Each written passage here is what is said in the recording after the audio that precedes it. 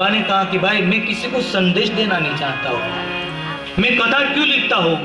स्वांताय सुखाय तुलसी रघुनाथ गाथा भाषा निबंधमति मंजूल मातनोति। स्वांताय सुखाय तुलसी रघुनाथ गाथा भाषा निबंधमति मंजूल मातन। अपने मन को बोध देने के लिए, अपनी वाणी को पवित्र करने के लिए मैं कथा लिखता हूँ। 3 श्लोक लिखे, बाद में बाबा ने 5 सोरठे लिखे और प्रथम सोरठा गणपति बाबा को लिखा। जेहि सुमिरन सिद्धि होई गणनायक करिमर बदन करहु अनुग्रह सोई बुद्धि राशि शुभ गुण सदन। जय सुमिरन सिद्ध होई गणनायक करि बर बदन करहु अनुग्रह सोई बुद्धि राशि शुभ गुण सदन। जिसका सुमिरन करने से सिद्धि मिलती है, ऐसे गणपति बाबा को प्रथम वंदना की। और आप जानते हैं कि छोटा काम हो या बड़ा हो, पहले पूजा, पहले गणपति बाबा को वंदन किया जाता है, क्योंकि गणपति बाबा विघ्न करता भी है और विघ्न हरता भी है। इसमें तो ऐसा लिखा है कि भगवान महादेव और मां पार्वती की विवाह होता है, उसी में भी गणपति की पूजा हुई थी। वो आदि अनादि गणपति है।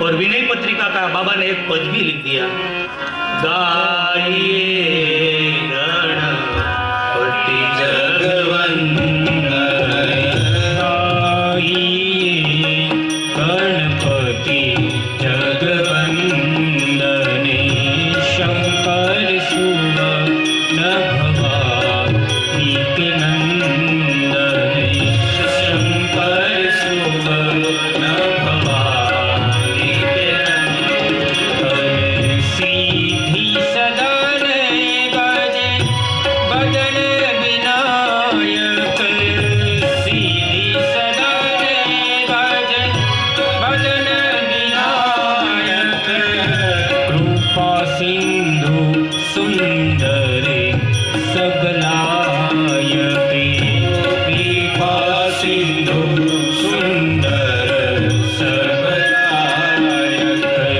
मोदक प्रिय मृदु मंगलदाता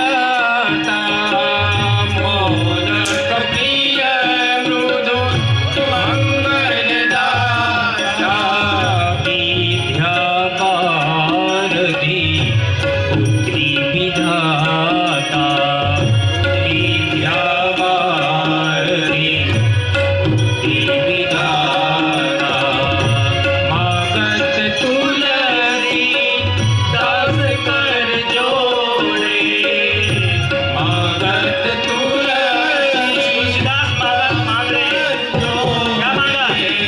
बसे हुरा श्रिय मानस मोरे बस हुरा श्रिय मानस मोरे गाइए गणपति जगवंदन गाइए गणपति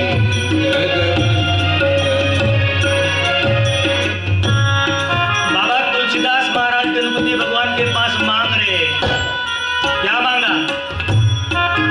इतने परमात्मा के जन्म से पहले कथा लिख दी, इतना महान पंडित गणपति भगवान के सामने मांगा। मांगना भी आता, कैसे मांगना होता है वो समझना पड़ता है। मांगे तो क्या मांगे? हमको कोई पूछ दे तो भगवान के पास बहुत मांगने रहते हैं, पैसा दे दो, जमीन दे दो, जगह दे दो। बाबा ने ये नहीं मांगा, बाबा ने ये नहीं मांगा। क्या मांगा? कि मेरे हृदय में राम और सीता हमेशा वसाट करे। मागत तुलसीदास कर जोड़ी बस ही राम, परमात्मा राम मेरे हृदय में हमेशा वास करे।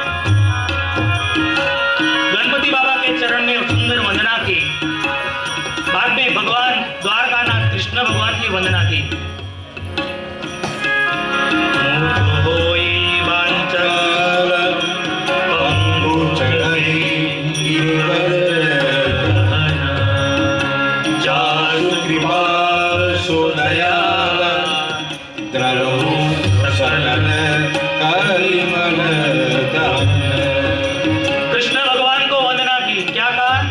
मुख होई वांछल। तो बाबा ने कितना समझाया है चरित्र में, देखो। उसका अर्थ ऐसा होते कि मुख में जुबान नहीं होती तो परमात्मा की कृपा से बोल सकता है मूंगा। अपंग व्यक्ति पहाड़ चढ़ सकता है, पंगु चढ़े गिरिवर दहन। पर बाबा कहते हैं मेरी परमात्मा की चीज छोटी व्याख्या नहीं होती है, ये तो नॉर्मल है। परमात्मा की कृपा हुई और बोलने लगा। पर जब तक हम परमात्मा की गुणगान न गाए तब तक हम गूंगे हैं। जब तक परमात्मा का रटन नहीं करते तब हम मूंगे हैं। दौड़ दौड़ कर परमात्मा का काम नहीं करते हैं, यात्रा नहीं करते, तब तक हम अपंग हैं। तब तक हम अपंग हैं। हमको लगता है कि हम बोल रहे हैं, पर संत की दृष्टि में हम मूंगे हैं। भगवान का नाम मुंह से नहीं निकलता तब तक मूंगे हैं। और उसके बाद क्षीर सागर में बसते भगवान लक्ष्मी नारायण को भगवान को वंदना किया। दीन सरोवर श्यामल तरुण अरुण बालिर नयन। करु सोम मधुधाम सदा क्षीर सागर शयन। क्षीर सागर में जैसे आप बसते हैं ऐसे मेरे हृदय में बसो। उसके बाद गुरु वंदना। बंदो गुरुपद पंज कृपा सिंधु नर रूप हरि। महामोह तब पूज्य जासु बचन रवि कर लिकर। बाबा ने सुंदर वंदना की, गुरु के वंदना जिसके बिना हम आगे नहीं बढ़ सकते। बंदो गुरुपद पंज कृपा सिंधु नर रूप हरि।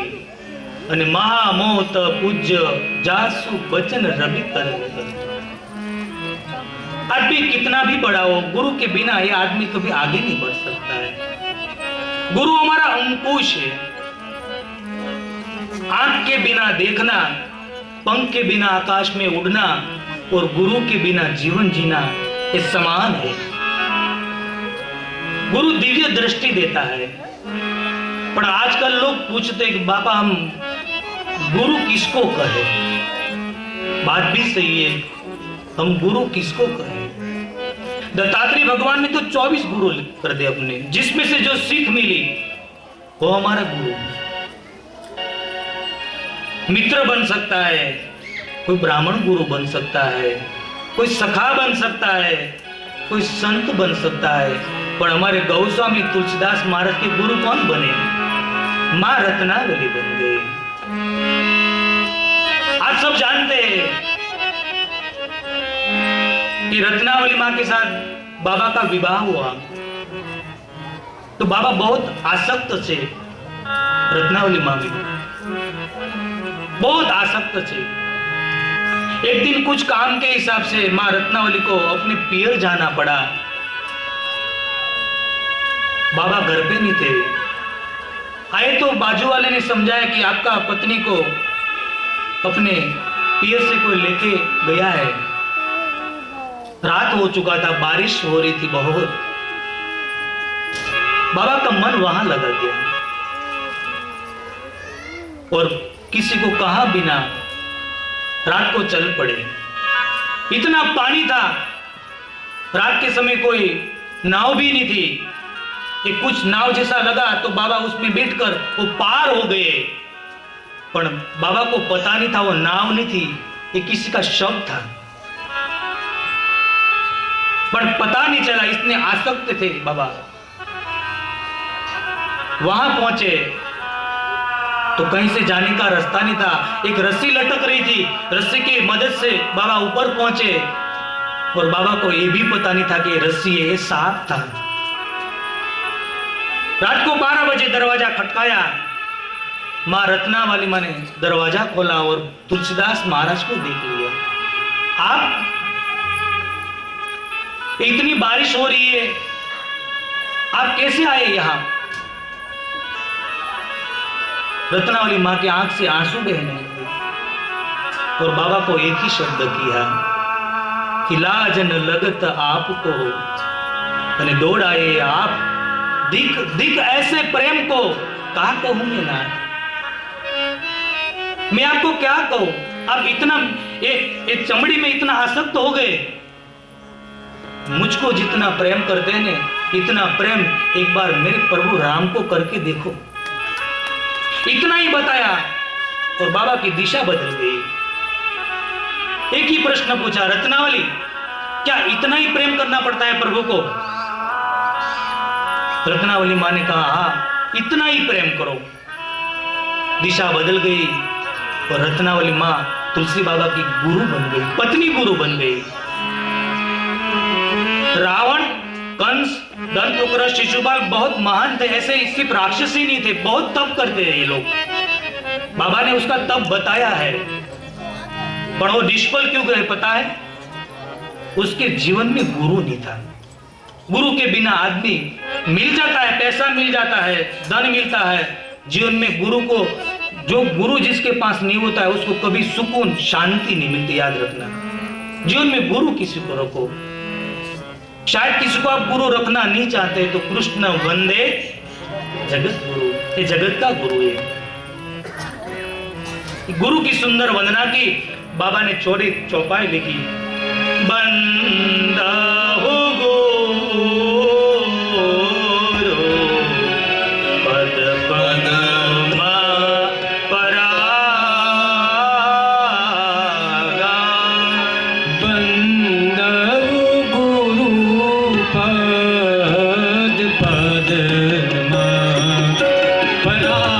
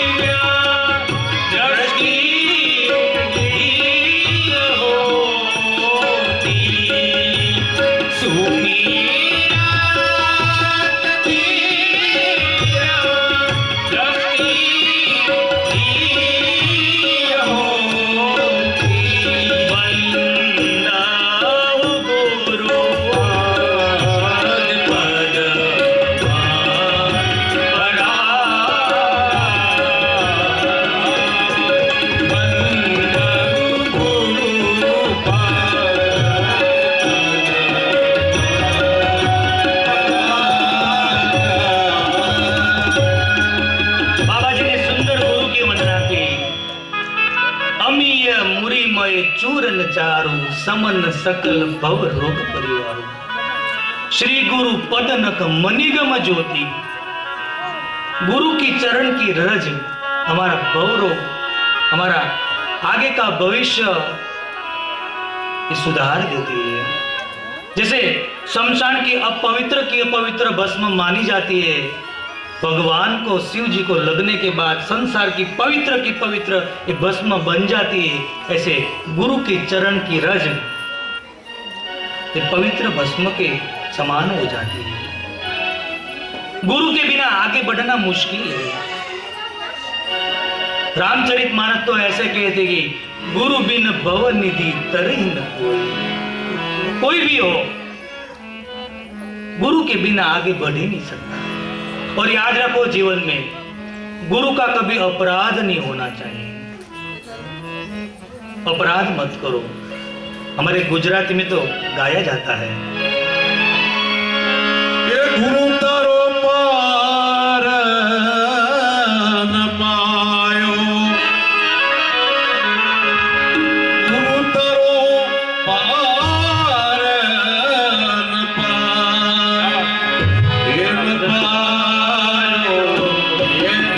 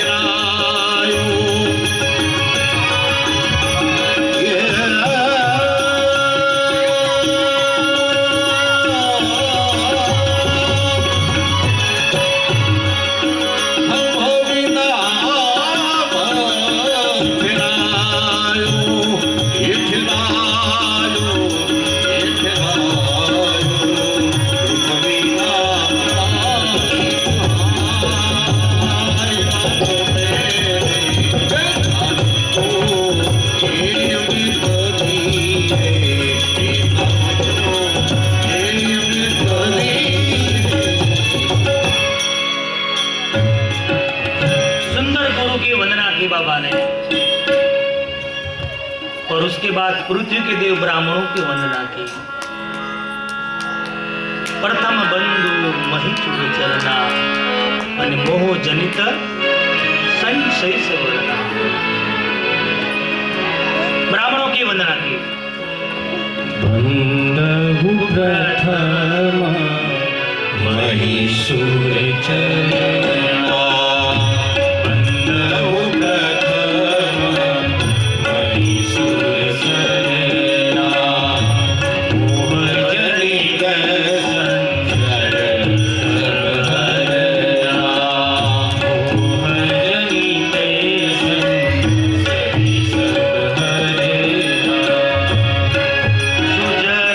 समाज सकल गुण खानी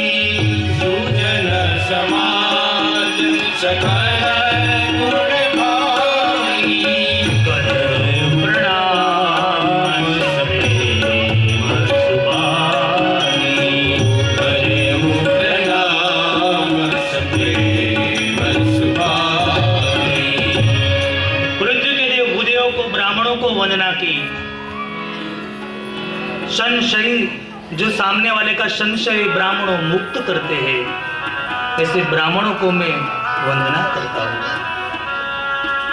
संत लोग ऐसा कहते हैं, ब्राह्मण जो टीका लगाते हैं, उसका टीका का दर्शन करते हैं ना, तो हमारा भय निकल जाता है। जो माला पहनते हैं ब्राह्मण लोग, गायत्री जप कर, और माला का दर्शन करने से हमारा रोग निकल जाता है। कई संत लोग ऐसे कहते हैं कि सबसे पहले ब्राह्मणों को ही बाबा ने वंदना की, क्योंकि पृथ्वी का देव भूदेव, जिस घर में ब्राह्मण का वास न हुआ वो घर घर नहीं है। संत लोग ऐसा कहते हैं, वो घर शमशान है। ऐसे ब्राह्मणों की वंदना के बाद में सुजन समाज सकल गुण खानी, करो प्रणाम सब प्रेम सुबानी। सुजन समाज मतलब ऐसे सुजन समाज को वंदना की। हम सुजन समाज किसको बोले? जो ऐसा कार्य करते हैं, कथा का, मंदिरों का, कहीं किसी बेटी की शादी हो उसमें दान देते हैं, उसको सुजन समाज कहा गया। अच्छे काम के अंदर जो अपना योगदान देते हैं वो है सुजन समाज। ब्राह्मणों को वंदना की, सुजन समाज को वंदना की, बाद में संतों की वंदना बाबा ने की, सुंदर वंदना की। साधु चरित शुभ चरित कपासु, साधु चरित शुभ चरित कपासु, निरस पिसद फल जासु, निरस विशद गुणमय फल जासु, जो सही दुख पर छिद्र दुआवा, जो सही दुख पर शीघ्र दुरावा, वंदनीय तेहि जग जस पावा, वंदनीय जेहि जग जस पावा। वंदनीय तेहि जग जस पावा। साधु को वंदना की, साधु का समाज को कपास का फूल बताया, जिसमें नई रंग होता है, नई रूप होता है, नई गंध होती है। ऐसे साधु का जीवन एक कापूस का फूल की जैसा है। कापूस का फूल अपने छोड़ से दूर होता है। बहुत मेहनत करते करते उसका धागे बनाए जाते हैं, और धागे में से कपड़े बनाए जाते हैं, और कपड़े खुले लोगों को ढंकन जा जाता है। साधु इस समाज का ढाकन है। जो सही दुख परिचित्र द्वारा। संत किसको कहते हैं? जो सही दुख परिचित्र द्वारा, दूसरों का दुख न देख पाए वो संसार का संत है। संत कोई भगवा कपड़ा पहने, टीका लगाए, माला पहने, वो संत नहीं। हम भी संत है, आप भी संत है। दूसरों का दुख आपसे नहीं देखा जा रहा है, वही संत है। एक साल स्नान करने के लिए गए, तो पास में एक धोबी कपड़ा धो रहा था। बाबा ने सुंदर स्नान किया और एक बिच्छू को देखा, तो लगा कि पानी में जा रहा है, मर जाएगा। पकड़ के निकालने गए, ये बिच्छू ने काट लिया बाबा को। दूसरी बार बाबा ने छोड़ दिया संत ने, और वापस पानी में जाने लगा। दूसरी बार पकड़ा और दूसरी बार काट लिया, पूरा हाथ काला हो गया। पास में धोबी कपड़ा धो रहा है, उसने पूछा कि बाबा ये बार बार आपको काट रहा है और आप उसके बचा रहे, मरने दो साले को।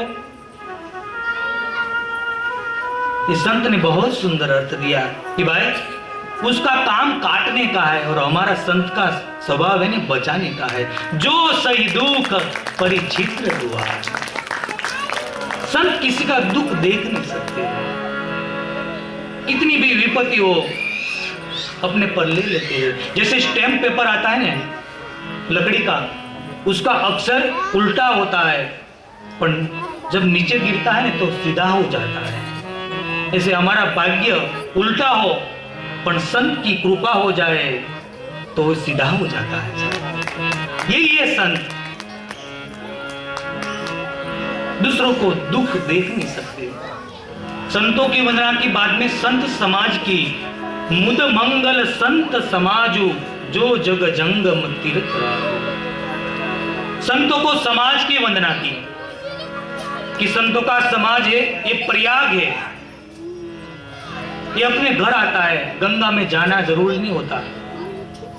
उसके बाद बाबा जी ने सोचा कि कितनी वंदना करूंगा, सब मेरे परमात्मा ने बनाया है। जड़ चेतन राक्षस ऋषि मुनि ब्राह्मण क्षत्रिय वैश्य शूद्र, पूरी संसार में जितने जीव है जड़ चेतन, वो मेरे प्रभु ने बनाया है।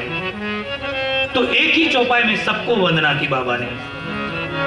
सिया राम माया सब जग जानी, सिया राम माया सब जग जानी, सिया राम माया सब जग जानी, सिया राम माया सब जग जानी। करहु प्रणाम जुग पानी, करहु प्रणाम जोरी जुग पानी, करहु प्रणाम जोरी जुग पानी। करहु प्रणाम जोरी जुग पानी। यह वंदना बाबा ने सबको एक साथ में कर दी। उसके बाद बाबा हमको अयोध्या में ले जा रहे हैं, अयोध्या की वंदना में। तो प्रथम बाबा ने किसकी वंदना की? मन में सोचा कि ये महा सम्राट महाराज दशरथ की वंदना करूं। बाबा ने कहा नहीं, संतों को महान के सामने क्या लेना देना, क्या त्यागी भरत जी की वंदना करूं?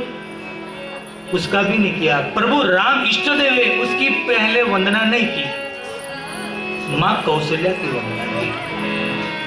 बाबा ने कहा प्रभु हमको कब मिले, मां कौशल्या थी तो मां कौशल्या को प्रथम वंदना की। बंदु कौशल्या दिशि प्राची, बंदु कौशल्या दिशि प्राची, बंदु कौशल्या दिशि प्राची, बंदु कौशल्या दिशि प्राची, कीर्ति रासु सकल जगमासी, कीर्ति जासु सकल जगमासी, कीर्ति रासु सकल जगमासी। कीर्ति जासु सकल जगमासी। पहली मां कौशल्या को वंदना की। बंधु कौशल्या दिशि प्राची, कीर्ति जासु सकल जगमासी।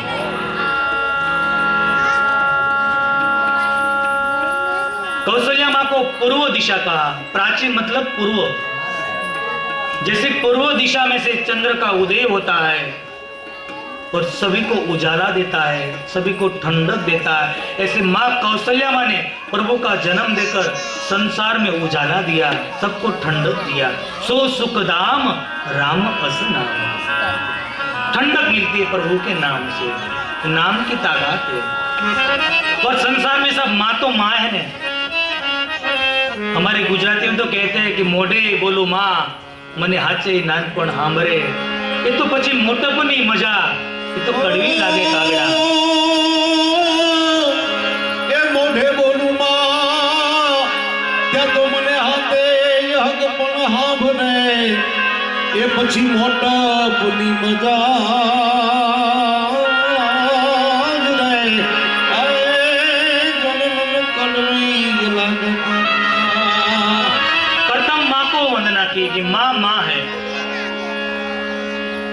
कौशल्या माँ को चरण में प्रभु ने वंदना की, तुलसीदास महाराज ने।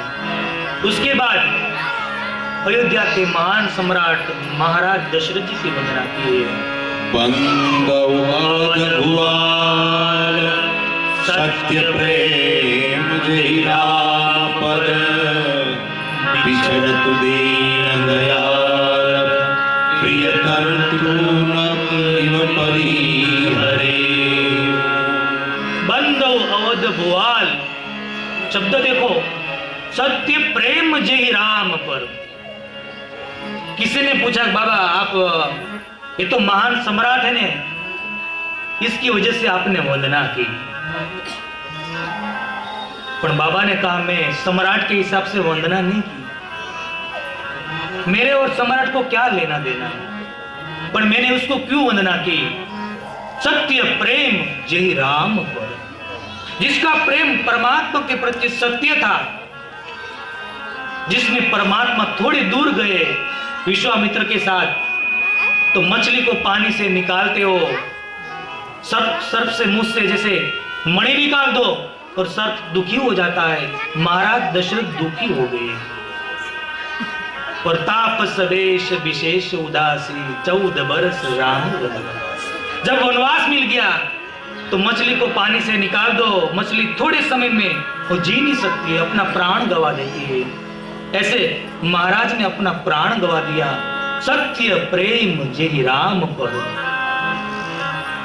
सत्य प्रेम था उसका। इस सत्य प्रेम की वजह से बाबा ने महाराज दशरथ जी को वंदना किया। उसके बाद जनक महाराज की एक ही चौपाई में पूरे परिवार की वंदना करते हैं। बंधु परिजन सहित विदेहु, बंधु परिजन सहित विदेहु, बंधु परिजन सहित विदेहु, बंधु परिजन सहित विदेहु, जाहि राम पर गुण स्नेहु, जाहि राम पर गुण स्नेहु, बंधु परिजन सहित विदेहु, जाहि राम पर गूढ़ स्नेहु। एक ही चौपाई में वंदना की पूरे परिवार की। तुलसीदास महाराज के कि ये जनक महाराज के परिवार ऐसे है ने, उसका वर्णन नहीं किया जाता है। इतने बड़े ऊंचे कुलवान है, उसको वंदन ही करना है, उसका वर्णन करना मेरी औकात नहीं है, मेरी ताकत नहीं है, क्योंकि इतना महान है परिवार है जनक महाराज का, जिसने परमात्मा का गूढ़ प्रेम को छुपा दिया, भोग को आगे रखा और योग को छुपा दिया जनक महाराज ने। इतना महान कुलवान। चित्रकूट में एक प्रसंग आता है कि मां सुमित्रा को मां सुनिया मिली न जब, तभी कहा कि मां आपकी बेटी को हम सुख नहीं दे सके। जैसे जब से राम ब्याही घर आए, विवाह होने के बाद आपकी पुत्री को हम सुख नहीं दे सके, सीधा वन में हमने धकेल दिया, नीचे दिख गई मां। तभी मां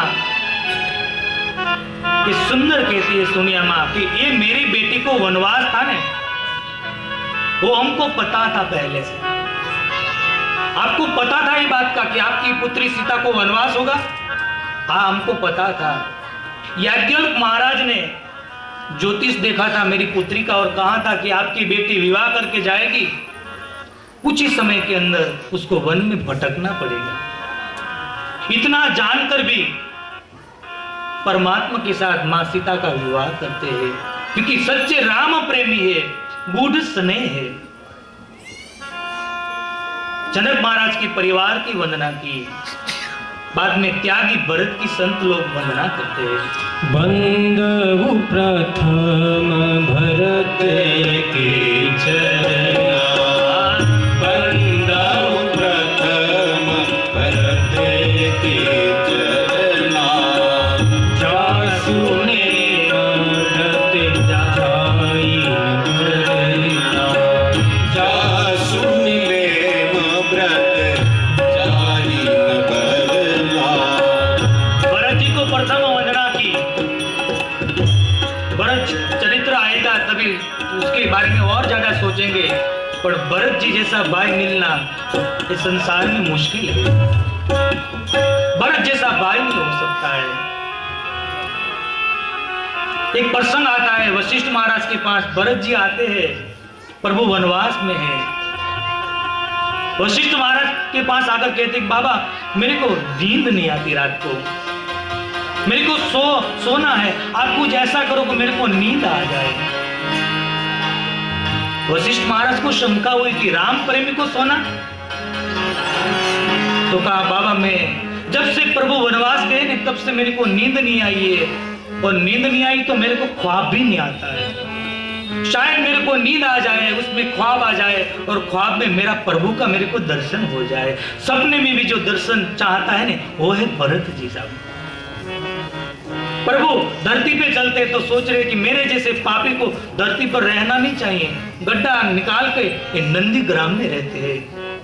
और अयोध्या कांड में तो अंत में बाबा ने बहुत सुंदर लिख दिया, सिया राम प्रेम पीयूष पूरण होत हरण भरत को विभुन अकरणीय समगम विषम आचरत को दुखदा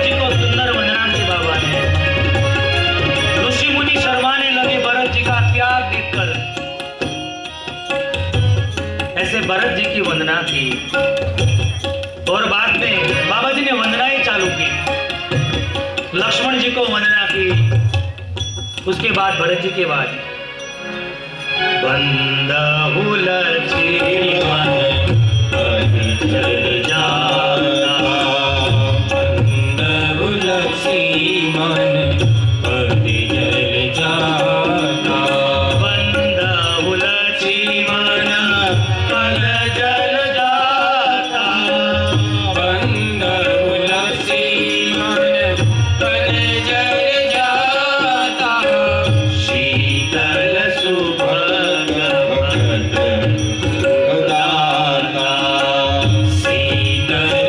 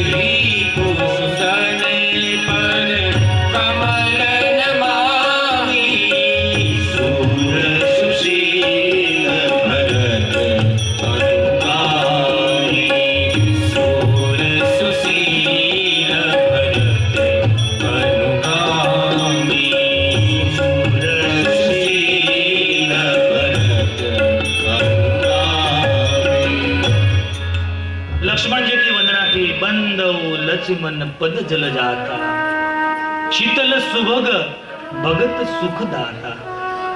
लक्ष्मण जी को बाबा ने शीतल कहा। पूरी राम कथा में लक्ष्मण जी कहां शीतल है ही नहीं, जहां देखो वहां उग्र ही है। फिर भी शब्द कहा शीतल सुभग और भगत सुख दाता। बाबा जी कहते संसार में कितने ऐसे लोग होते हैं कि बाहर से नरम और अंदर से गर्म होते हैं, और कई लोग ऐसे होते हैं कि अंदर से नरम और बाहर से गर्म। हमारा लक्ष्मण तो पूरा नरम है, दिखने में गर्म लिखता है, क्योंकि बाबा ने कहा ऐसी चित्रकूट में कोई रात नहीं बीती लक्ष्मण जी की आंख में से आंसू न निकले हो। मेरे लक्ष्मण शीतल है, भगत के सुख दाता है। लक्ष्मण जी है ना, एक प्रभु का एक दंड है, प्रभु उसकी ध्वजाएं है। आप देखो ध्वजा कभी फरकती है पता है? दंड मजबूत होता है तो ही ध्वजा फरकती है, दंड के बिना ध्वजा फरक नहीं सकती है। पूजा ध्वजा को आप वंदन कर सकते हैं, पर पूजा तो दंड की होती है। लक्ष्मण हमारे प्रभु का दंड है, दंड के बिना प्रभु अधूरे है।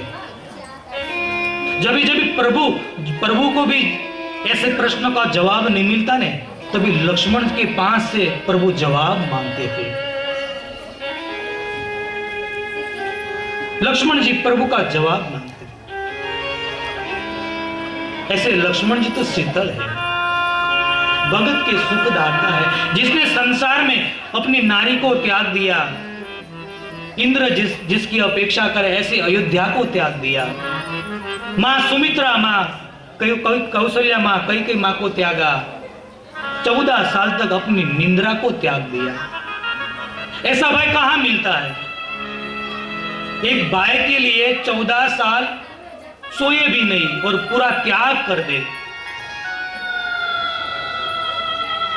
आजकल लोग भाई जागते तो है, लक्ष्मण जी की तरह ही जागते हैं, पर क्यों पता है? वकीलों की सलाह लेने के लिए रात को जगते हैं, वकील को बुलाकर। दिन को समय नहीं रहता है, वकीलों को पूछता है कि ये जायदाद में मेरे को कितना मिलेगा बता। जागते तो है, वकीलों की सलाह लेने के लिए जागते हैं भाई। पर हमारा लक्ष्मण शीतल सुभग भगत सुख दाता। परशुराम महाराज उग्र बने तो लक्ष्मण जी सहन नहीं कर पाए। जहां भी जनक महाराज बोल गए तो लक्ष्मण जी उठा। जनक कहीं जस अनुचित बात। प्रभु को थोड़ा आंच आता है ना, तो लक्ष्मण जी वो भूल जाते हैं कि मैं भाई से छोटा हूं। बाद में पछतावा करते, भाई मेरे को माफ करना, पर मैं बोल चुका, क्योंकि प्रभु का विरोध सुन नहीं सकता ये लक्ष्मण। चरित्र आएगा तभी, समय के अभाव से ज्यादा नहीं बता रहा हूं, पर प्रभु ने इतना कहा, लक्ष्मण पिताजी की तबीयत ठीक नहीं है, सीता मेरे साथ आ रही है, पिताजी ने मेरे को वन का राज्य दिया है, तेरे पर सब जिम्मेदारी है, तो अयोध्या को संभालना। लक्ष्मण जी ने एक ही प्रश्न कहा, प्रभु जवाब नहीं दे सके। कि आप कहते हैं कि माता पिता का अधिकार मानना ये बेटे का धर्म है, पर आप मेरे को ये बताओ कि मेरे माता पिता कौन है?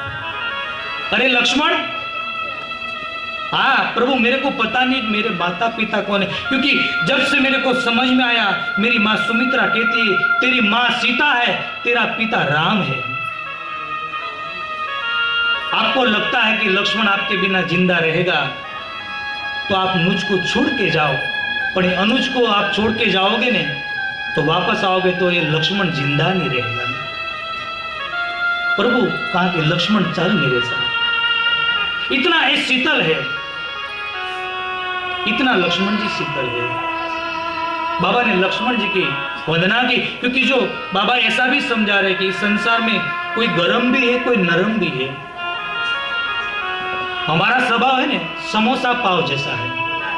समोसा सबरी साहब, समोसा जैसा है। समोसा बाहर से ठंडा दिखता है और अंदर से बहुत गर्म होता है। एक महफिल चल रही थी, उसमें दो लोग बैठे खाने में, समोसा प्लेट आया और प्लेट आया तो ये आदमी को समोसा ज्यादा पसंद। आज तो सबको समोसा ही पसंद है, बड़ा देखो तो समोसा खाता है, छोटा देखो तो समोसा खाता है। उसको बहुत पसंद था तो उसने समोसा लेकर अपने मुंह में डाला, बाहर से ठंडा लगा, अंदर उतरा तो आंख से पानी निकलने लगा, बहुत गर्म लगा। पर सब महफिल थी, बाहर निकाल नहीं सकते, थोड़ा मजबूत हो गया और अंदर उतार लिया, पर बहुत आंख से आंसू बहने लगे। तो बाजू वाले ने पूछा कि भाई क्या हुआ तेरे को? तो उसने कहा कि भाई कुछ नहीं है, मेरे पिताजी मेरे को याद आ गए। क्यों? वो समोसा बनाते बनाते मर गए। तो बोला कि ये पितृपालक है, अच्छा है। उसको बाजू में लगा कि समोसा तो गर्म नहीं है, तो उसने भी लगाया। उसको तो मुंह से निकला धुआं और कान से भी निकल गया, उसके आंख से आंसू बहने लगे। उसने पूछा कि क्या भाई तुमको तुम्हारा पिताजी याद आ गया? उसने बोला कि नहीं भाई, मेरा पिताजी नहीं, तुम्हारा पिताजी मेरे को याद आया। बोल रहा है कि तेरा और मेरा कोई रिश्ता नहीं है, तू पहचानता नहीं है, मेरा पिताजी के तेरे साथ क्या लेना देना? वो बोला कि ये सोच रहा हूं कि तेरे पिताजी जिंदा होते और शायद तू मर गया होता तो ये मेरी दशा नहीं होती। शीतल सुभग भगत सुख दाता। लक्ष्मण जी शीतल है, बाद में रिपु सुदन पद कमल नमामि सूर सुशील भरत अनुगामी। शत्रुघ्न भैया को शूरवीर कहा, अब कहीं हथियार तो उठाया ही नहीं, शूरवीर क्यों बताया? पर रामचरितमानस में 3 स्त्रियों को मारा गया है। ताड़का को प्रभु ने मारा, एक ही बाण प्राण हरि लीना। शूर्पणखा को लक्ष्मण जी ने मारा, क्योंकि ताड़का क्रोध है, शूर्पणखा काम है। काम और क्रोध को मारना ना इतनी कठिन बात नहीं है, पर मंत्रा है ना लोभ है। लोभ को मारे वो सच्चा शूरवीर है। तेही अवसर कुबरी तहां आई, और मंत्रा को पकड़कर शत्रुघ्न भैया ने मारा। लोभ को मारे ये संसार का सच्चा शूरवीर है, क्योंकि लोभ बहुत कठिन है। गीता में तो बहुत लिखा है कि जब तक शेर जिंदा है ना तब तक उसकी मूंछें जिंदा है, सांप जब तक जिंदा है तब उसकी मणि जिंदा है, सती जब तक जिंदा है तब तक उसका सातित्य जिंदा है। तो ये तीनों मरने के बाद और लोग शेर की मूंछ पकड़ सकते हैं। ऐसे कई लोग हैं ना लोभी लोग, बहुत पैसा इकट्ठा करते हैं, कोई किसी को देता नहीं है। गुजराती में हमारे कहावत है कि लोभी नो माल दूता रहता है। वो मरने के बाद उसका दूसरा उपयोग करता है, वो खुद नहीं देता है। कई लोग पैसा का तो लोभ करते हैं, पर जुबान का भी लोभ करते हैं, ज्यादा बोलते भी नहीं है। जय सियाराम बोलते हैं ना तो ऐसे करते हैं, बोलने भी लोग। पर शास्त्र कहता है लोभ पाप का मूल है। लोभ करने का मन लगेगा तो आपसे पाप हो जाएगा। पाप से बचना है तो लोभ को छोड़ दो, लोभ को छोड़ दो। एक लोभिया बाजार में गया, तुरंत आ गया वापस, पसीना निकल रहा था। उसकी पत्नी ने पूछा क्या हुआ, किसी ने मारा है? तो कि नहीं। किसी ने पैसा लूट लिया? तो कि नहीं। गिर गया? तो नहीं। बहुत पूछा था कि कुछ नहीं। तो हुआ क्या है? तो बोल रहा है कि मैंने किसी को देख लिया 500 रुपये किसी को देते हुए। एक कथा करवा सकते हैं? जीवन में लोभ बड़ा शत्रु है, और मैं तो यही कहता हूं जीवन में दो के साथ कभी दोस्ती भी मत करो। लोभी के साथ कभी दोस्ती